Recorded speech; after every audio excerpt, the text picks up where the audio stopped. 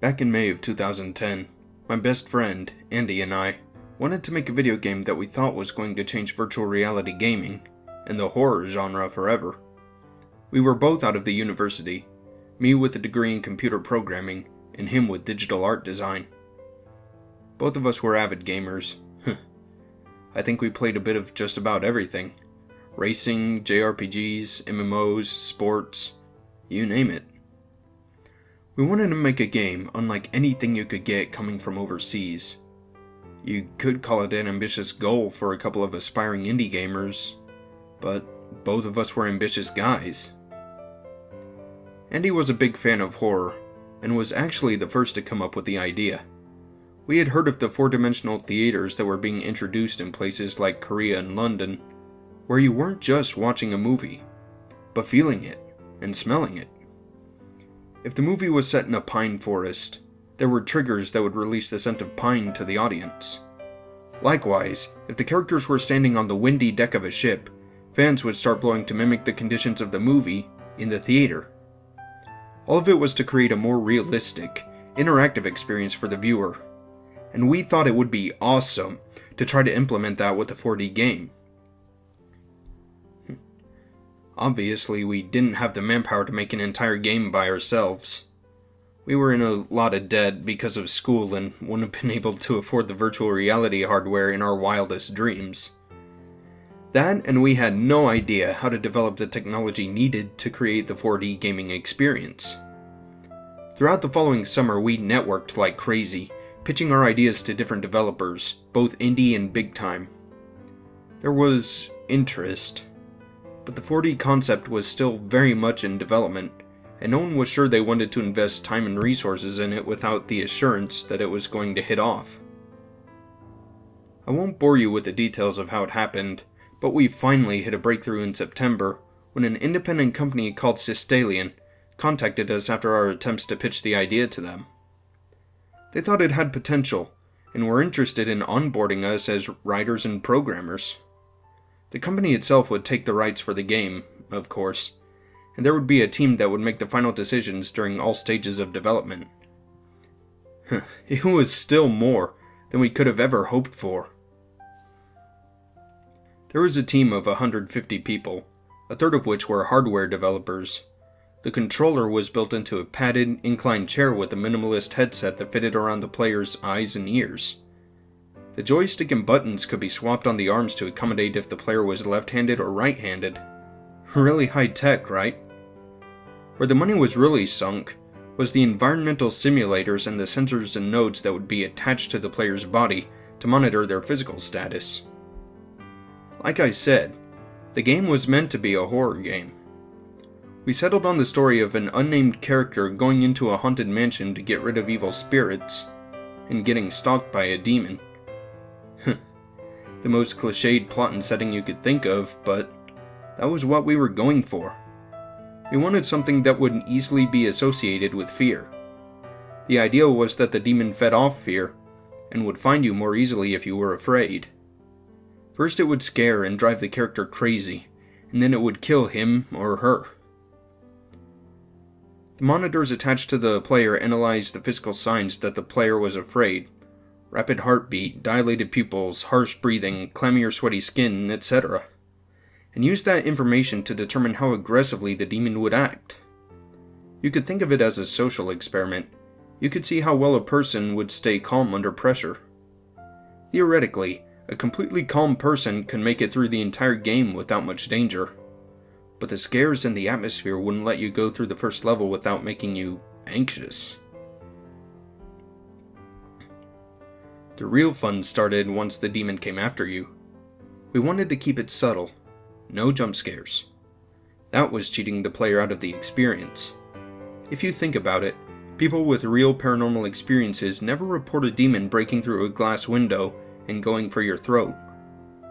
They report brushes against the skin, whispering in your ears, a loud sound in the distance, even tingling or electrical sensations. Those were the kinds of things we recreated.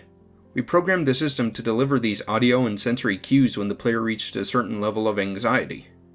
The more scared you were, the more scares you received. At the beginning of the game, You might hear heavy breathing or footsteps behind you.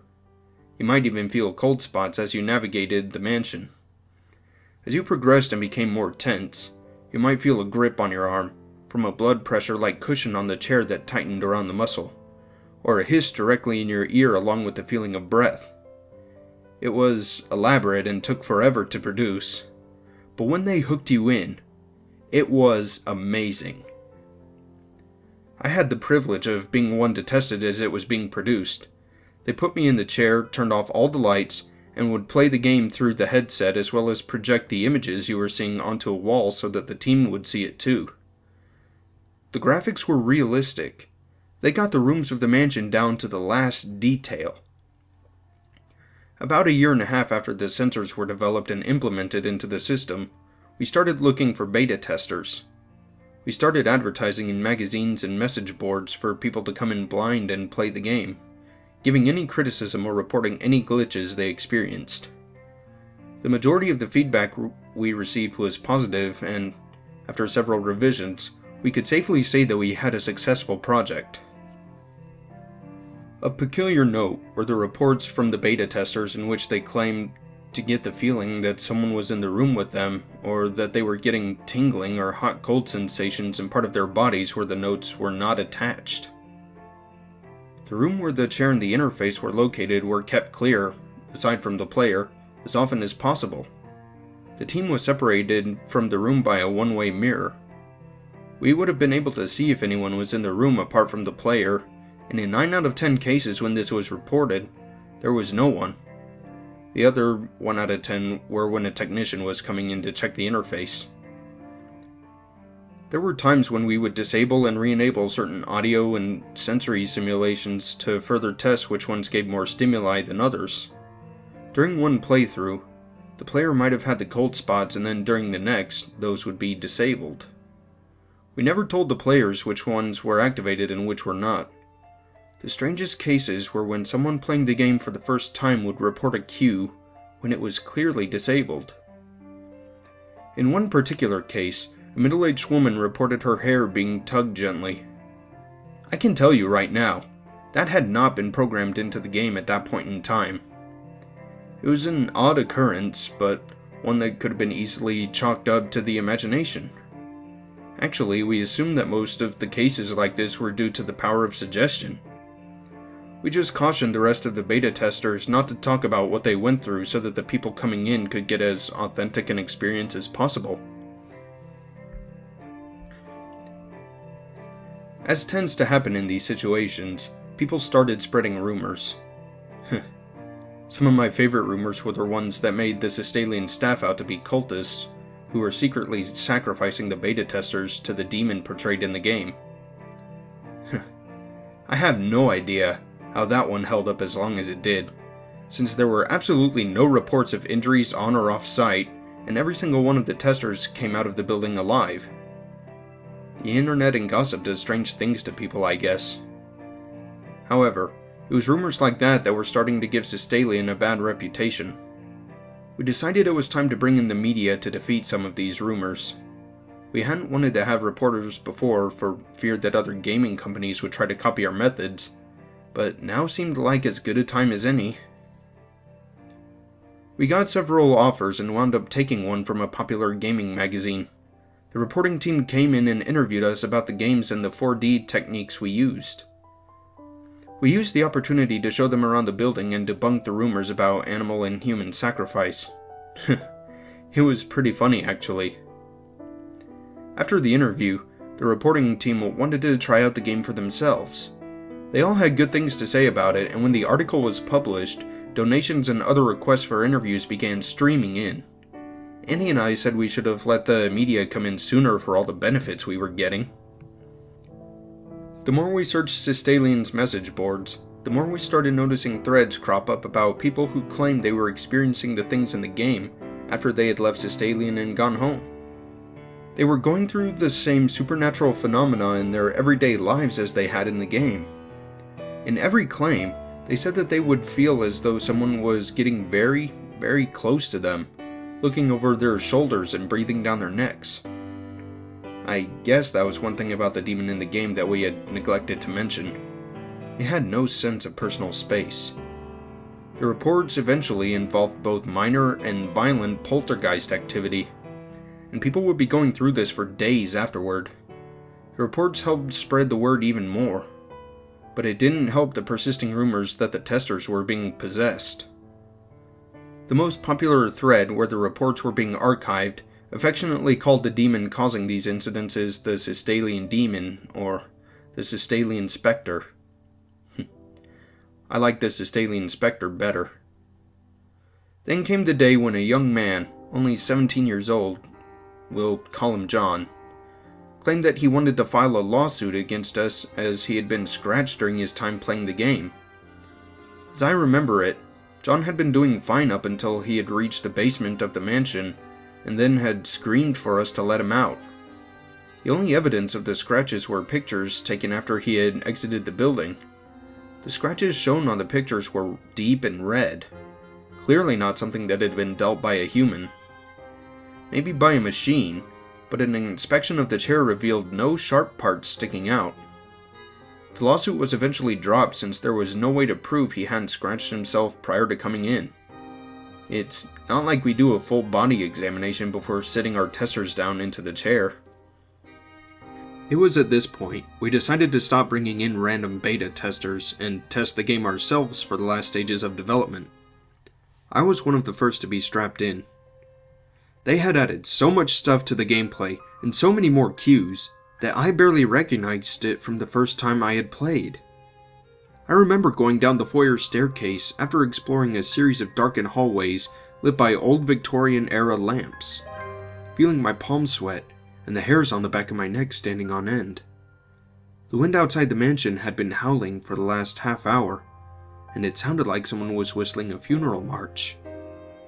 I paused on the stairs to look at the windows, searching for any weird textures needing to be fixed, when I felt a tingling along my spine on my upper back, like someone was pressing his or her chest against my back.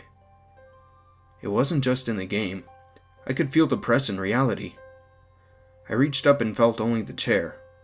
The thing that really set me off, though, was the voice that spoke my name in my ear. It was whispered and very clear, no mistaking it for the wind. I spun the camera around, though I knew there would be nothing to see. The demon had always been invisible. Now I knew why some of our testers had joked about feeling violated while playing.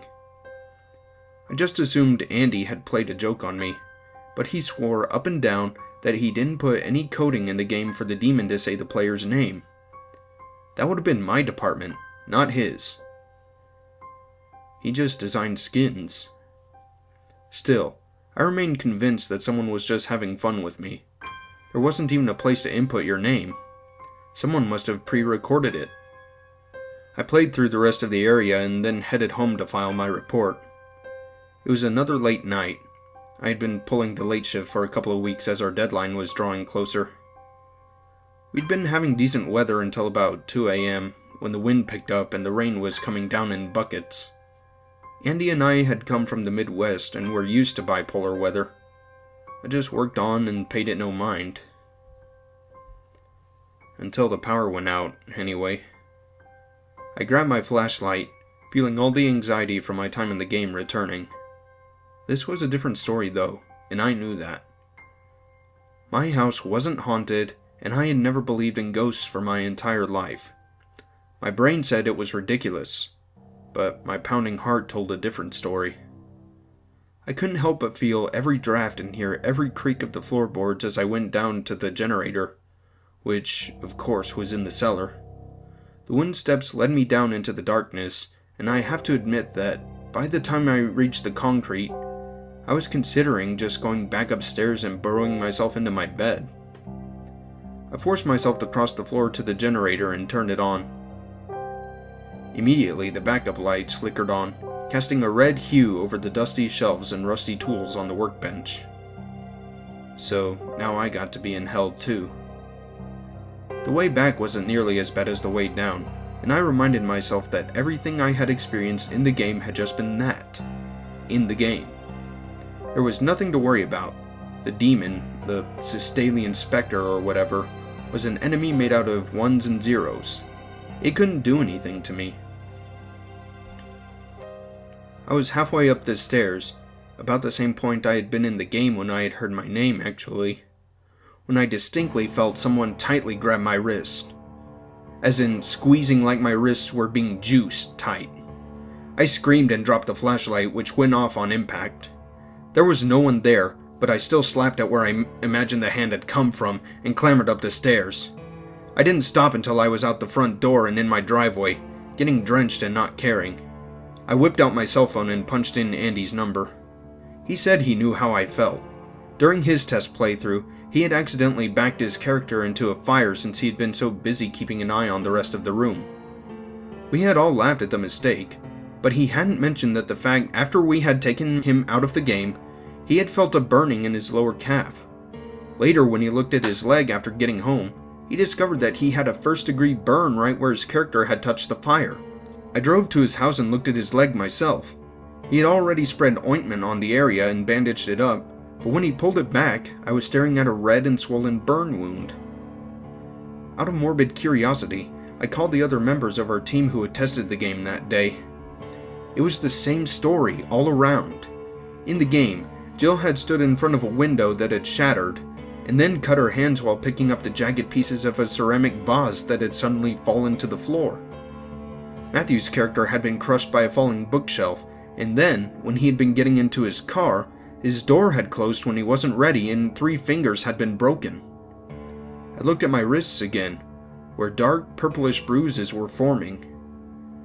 These couldn't be coincidences anymore. I didn't know what was going on, but it wasn't just a game anymore.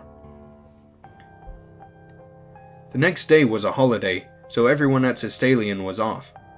I invited anyone willing to go back to the game room to try and play through the game one more time.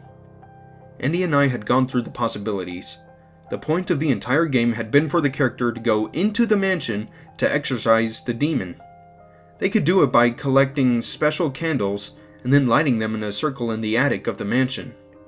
After some other steps were done, the demons would be forced out of the house and everything would go back to normal. It had been a crazy night, and at any other time, I thought we would have been crazy for discussing these things. We thought that maybe, by completing the game, and by extension the ritual, we could stop whatever the hell was going on. After all, no one, to this day, had ever finished the game from beginning to end. The game was as complete as it was ever going to be.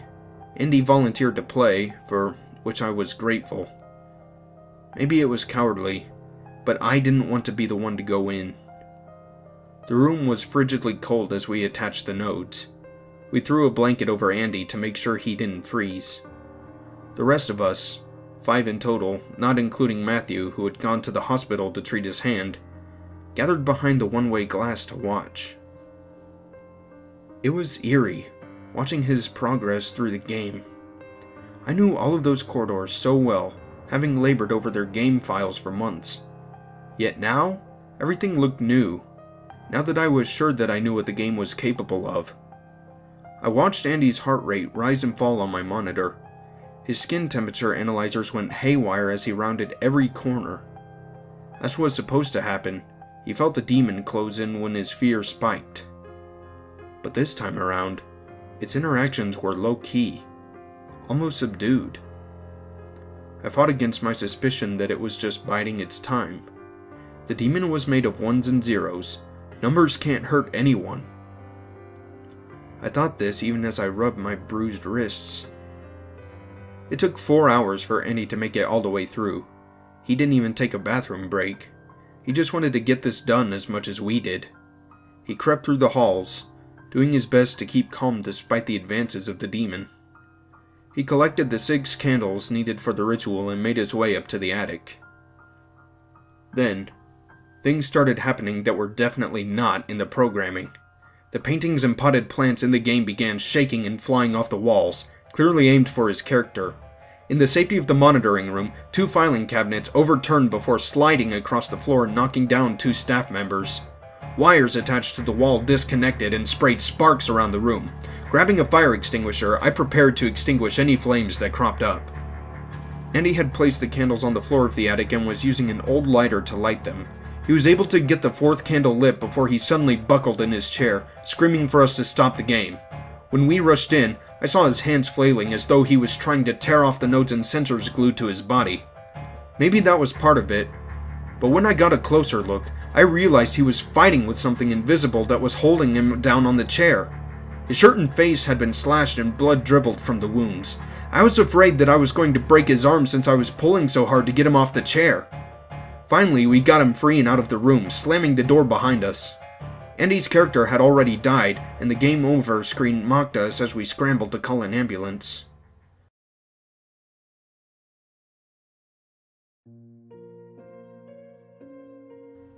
I didn't sleep for the rest of the day and the following night as I waited in the hospital. Andy's wounds were worse than we thought. There was a massive amount of internal bleeding that we hadn't known about. The doctors tried to stem the blood loss with transfusions, but their efforts were for nothing. Andy passed away early in the morning.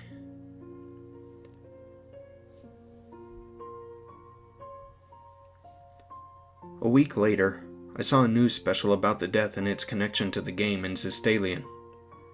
I couldn't blame whomever had blabbed.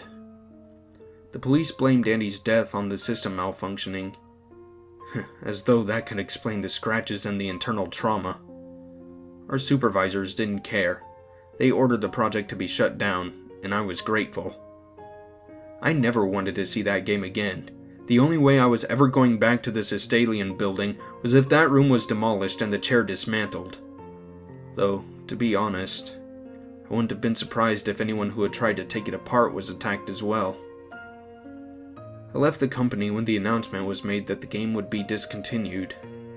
People on the forums expressed everything from disappointment to relief. The game was over. For weeks, I couldn't stop glancing over my shoulder. I moved away from the town and the memories I had of Andy. My coworkers held a farewell party for me, despite the fact that they probably had the right to blame me for everything. They said that I had helped make a game that would never be forgotten by anyone who played it. That was all well and good, but I was desperate to forget, and spent the rest of my life trying to do so. I was always keeping two eyes on the shadows and jumping at every little creak. There was this little fear that I would hear my name whispered in my ear again, which would mean that whatever I had created had followed me, and I never wanted to think about that possibility. The only thing I could do was try to sleep, and ignore the times when I felt an invisible, clammy hand stroke my face.